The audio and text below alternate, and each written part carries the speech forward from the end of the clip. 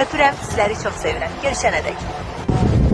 Hər birinizi salamlayıram, dəyərli qumu sevərlər, ifamı, özümü sevənlər.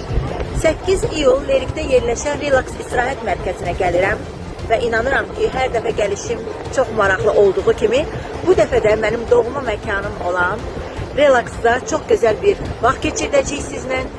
Enerji dolu, coşku dolu, sevgi dolu bir gün olacaq, yaddaşlarınıza yazılacaq. Təbii ki, ora gələcəyik konsertə, yəni Relax istirahət mərkəzinə, həm də özünüzlə elə ailəvi istirahət edəcəyik.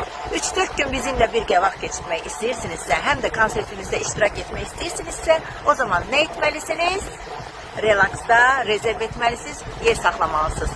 Lerikdə yerləşən Relax istirahət mərkəzində hər birinizi gözləyirəm və səhifəni bilməyənlər üçün vurğulayıram. İndidən yazın, rezerv edin, yolunuzu gözləyirəm. Öpürəm, sizləri çox sevirəm.